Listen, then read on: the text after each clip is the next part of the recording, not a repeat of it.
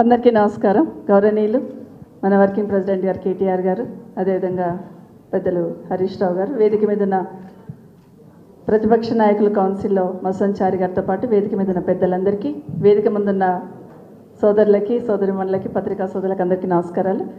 ఈరోజు డైరీ ఆవిష్కరణ సందర్భంగా అందరికీ కూడా కొత్త సంవత్సరం శుభాకాంక్షలు. గత సంవత్సరాన్ని జరిగినవన్నీ నెమరు వేసుకుంటూ భవిష్యత్తులో పార్టీకి ఇంకా మంచి బాటలు వేసుకుంటూ ముందుకు పోదామని ఇక్కడ వచ్చిన ప్రతి ఒక్కరికి మనస్ఫూర్తిగా విజ్ఞప్తి చేస్తూ ఉన్నాను. కేసీఆర్ గారి నాయకత్వంలో తెలంగాణ ఉద్యమం స్టార్ట్ అయినప్పటి నుండి కేసీఆర్ గారితో 2000లో నడవలేకపోయినా ప్రతిపక్షాలు ఆ రోజు రూలింగ్ పార్టీలో ఉండి కూడా ఉద్యమాన్ని దగ్గరగా చూసిన దాన్ని నేను. ఎందుకంటే ఒక్కొక్క అడుగులో ఒక్కొక్కరు ఏ విధంగా ఇబ్బంది పడ్డారు, ఇక్కడున్న చాలామంది చైర్మన్లు పిల్లలందరూ కూడా అప్పుడు యంగ్స్టర్స్ ఏ విధంగా ఉద్యమాలు చేసేవాళ్ళు, ప్రాణాలకు తెగించి కూడా ఏ విధంగా పరిగెత్తే వాళ్ళు అనేది ఆ రోజు నేను చూశాను. ఇక్కడ ఫోటో చూస్తూ ఉంటే కేసీఆర్ గారిది నీమ్స్లో ఇంకా చాలా ఇబ్బందిగా ఉంది.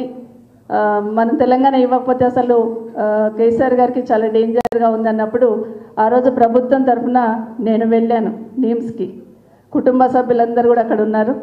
వెళ్ళి అన్న మీరు విరమించుకోండి అని అడిగినప్పుడు ఒకటే మాట అన్నారు. ఆ కళ్ళల్లో నీళ్లు సుడులు తిరుగుతూ ఉంటే నాకు పదవులు ముఖ్యం కాదమ్మా, పార్టీ ముఖ్యం కాదమ్మా, తెలంగాణ వస్తే చాలుగా ఒక్కటి ఇన్ఫామ్ చేయండి అమ్మా పైకి అన్నారు. అదే మాట ఆ రోజున్న ముఖ్యమంత్రి గారికి వెళ్ళి చెప్పాను నేను. ఇలా ఉంది, ఇలా చెప్పారు, మనం స్పందించకపోతే ఇబ్బంది ఏర్పడుతుంది అని చెప్పాను. నిజంగా అవన్నీ నెమరు వేసుకుంటున్న సందర్భంలో ఎన్నో ఒడిదుడుకులు ఎదుర్కొని రాష్ట్రాన్ని సాధించుకోవడమే కాకుండా రాష్ట్రాన్ని 10 సంవత్సరాలలో సొంత ఇంటిని ఏ విధంగా అయితే ఒక్కొక్కటి సర్దుకుంటూ పోతూ ఉంటామో, సొంత ఇంటిలో కుటుంబ సభ్యులను ఏ విధంగా ఒక్కరొక్కరిని ఉమ్మడి కుటుంబం ఉంటే బాగు చేసుకుంటూ పోతామో ఆ విధంగా 10 సంవత్సరాలు కేసీఆర్ గారు తపన ఆరాటం ఈరోజు తెలంగాణ రాష్ట్రాన్ని దేశంలో మొదటి స్థానంలో నిలబెట్టిందని మాత్రం అందరం కూడా అంగీకరించాల్సిన అంశం.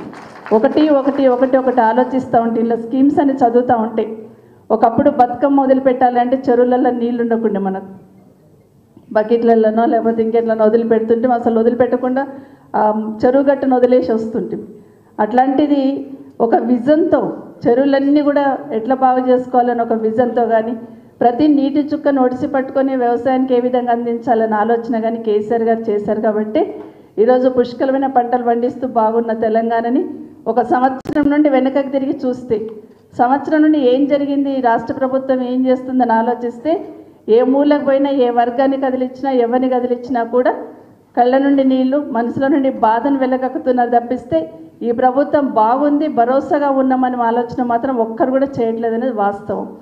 అదే విషయాన్ని గత సంవత్సరాలంతా కూడా ఇక్కడ చూస్తూ ఉంటే మా అక్క చెల్లెలందరూ కూర్చుంటే ఇక్కడ అందరు నాకు మొన్న హైదరాబాద్ కూర్చున్న మా హైదర్షకోట నుండి వచ్చిన మహిళా సోదరి మనలో ఏడుపు నాకు కనిపిస్తూ ఉంది.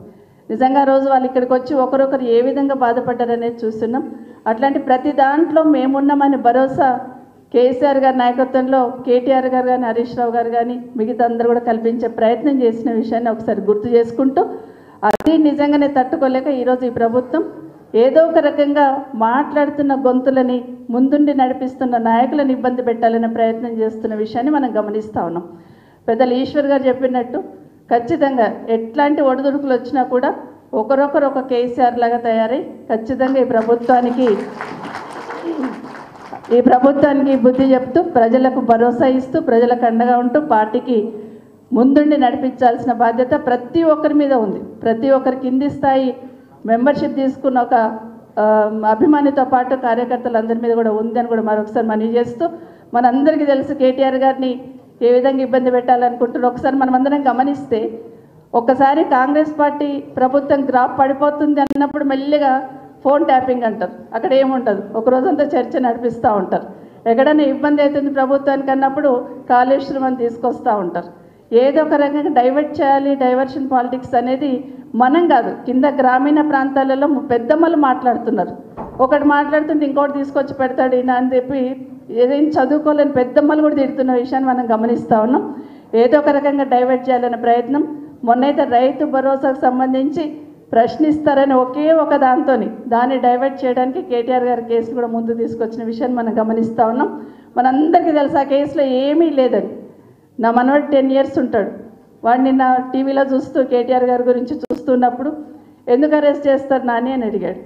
ఎందుకంటే ఇగో ఇట్లా చేస్తున్నారు, ఇట్లా మనం కార్ రేసింగ్ వచ్చిందంటే చాలా బాగా ఉండింది కదా, అది మంచిది కదా, మనకు మంచి పేరు వచ్చింది కదా, మరి వద్దంటున్నారు, తప్పైంది అంటున్నారు, కేసు పెడుతున్నారంటే వీళ్ళ బుర్రలేదు నాని అనుకుంటే వెళ్ళిపోయింది. చిన్న మాట, ఒకటే మాట అనుకుంటే వెళ్ళిపోయింది. ఎంత మంచి పేరు వచ్చింది కదా, ఎక్కడో చూస్తాము, వీళ్ళ బుర్రలేదు అనుకుంటే వెళ్ళిపోయింది. అంటే ఒకటి మాత్రం, రాష్ట్ర ప్రతిష్ట ఏ విధంగా పెరిగింది, రాష్ట్రానికి ఏ విధంగా ఆదాయం వచ్చిందనేది ఆలోచించకుండా అసలు ఎక్కడ నష్టం జరిగిందని కూడా వాళ్ళకే తెలియదు. కానీ కేటీఆర్ గారిని ఇబ్బంది పెట్టాలి ఒకటే ప్రయత్నం చేస్తుండ్రు. ఆ విధంగా ప్రతి ఒక్కరి మానసిక స్థాయిని దెబ్బతీయాలని ప్రయత్నం చేస్తుండ్రు. కాబట్టి ఇంకా మొండిగా, ఇంకా ధైర్యంతో ముందుకు పోయి మన పార్టీని మళ్ళీ అధికారంలోకి తీసుకొచ్చి ఈ రాష్ట్రానికి కేసీఆర్ గారి నాయకత్వమే శ్రీరామ రక్ష అనే దిశగా ప్రయత్నం చేద్దామని తెలియజేసుకుంటూ జై తెలంగాణ, జై కేసీఆర్. గట్టిగా సబితా ఇంద్రారెడ్డి గారికి చప్పట్లు.